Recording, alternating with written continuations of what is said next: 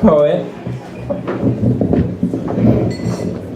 Our next poet is another friend and colleague, Vincent FA Golphin, and he also has a new book out called 10 Stories Down. Professor Golphin.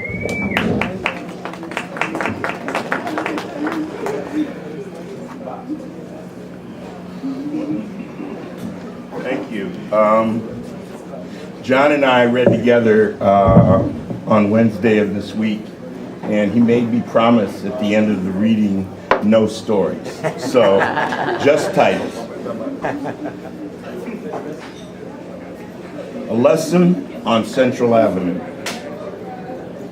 Struggle hangs on the 9 a.m. freeze as tightly as the bearded stranger who falls into the McDonald's behind grips his wheeled travel bag. In another neighborhood, at another time, the gray-haired idler whose wrinkled face is hidden by unkempt growth might have hopped a plane to warmer climes. Now, like me, he seeks a warm space to wait for the day. His home at the handle, the fellow walks with my arthritic crimp and drops into a booth in the back near the bathroom. I grasp my small cup of hot, coffee-colored water with both hands to cut the chill and realize my wool gloves are blocks away in the car.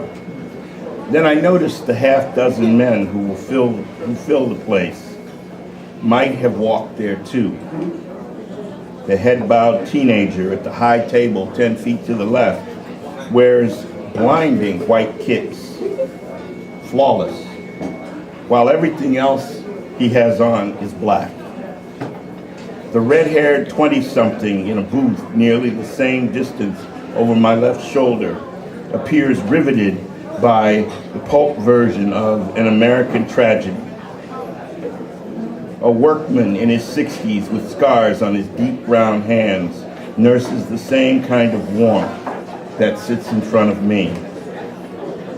The Rubenesque blonde who manages the place plots a pancake and egg breakfast plate from the menu on a table 8 feet in front of me, while the blacks and Latinas behind the counter keep a job and control.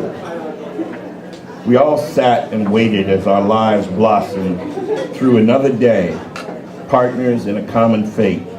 We thrive, divided by difference, the legacy of our struggle against poverty, prejudice, and the pathos that makes a nation shower money on homes in Iraq while citizens here live in streets, or sprinkles hope on women and youth in far-off lands, while the natives are told, work harder, and teaches its children about the past, but never expects them to grasp its meaning. The lesson, colder than the morning air, settled into me from every corner of the room. The world has become a neighborhood. We are a long way from making it a home.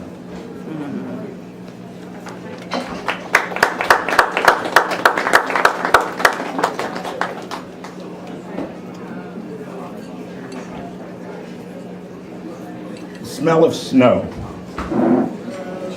On the other side of the window, everything snuggles in a white blanket.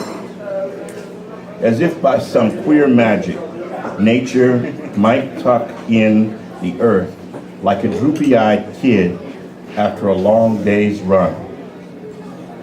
The porcelain pall stretches stiff like hard starch sheets in arthritic hands pulled to warm, tired bones. A new old scent in the night, always right in its season. Welcomed in late fall, colored leaves and cutting winds drag slowly toward me, like a lost uncle, step after step, up a long, dusty road home. Greeted with a split heart by my aching joints, like Daddy back from jail. I grab hold of the miracle, act surprised and unworthy in the face of the inevitable, like a guest of a dubious honor. at a spoiled surprise party. Snow is my familiar, whose growth I curse, measure in inches to disguise its huge presence, a threat only clear when interpreted in feet. With the first whiff of the gray-white emptiness, pleasure and disappointment flows into one swift realization of hidden desires and chances, then spurs the thought that someone who once loved another cherishes me.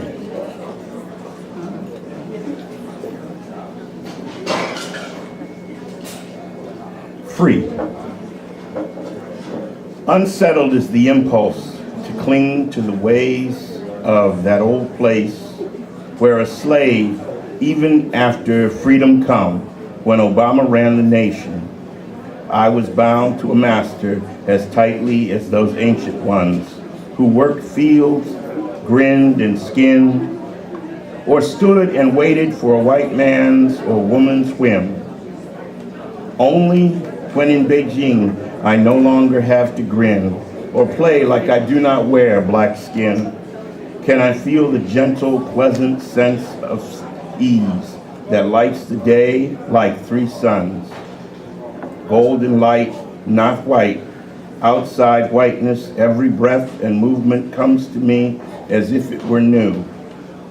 Eyes on the unseen sun, each step I take makes me feel what the ancestors cheered and talked about in the days of Jubilee. I know the lightness and the liberty of Juneteenth, and the spirit stirs my core. My soul soars higher and wilder than at Christmas.